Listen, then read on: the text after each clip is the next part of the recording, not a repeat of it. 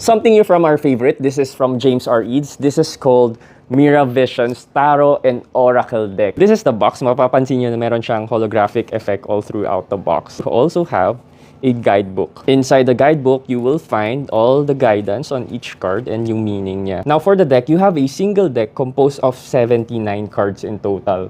Ang kakaiba sa mga cards na to, meron siyang lenticular effect na nag-iiba yung card depending on the angle of the light. Kahit may lenticular effect siya sa front, yung nipis ng card niya, parang sing nipis na rin ng normal tarot card. Some of the major cards. This is Justice on one side and Karma on another. Soulmates on one side and the Lovers on another. The Hierophant on one side and the Phoenix on another.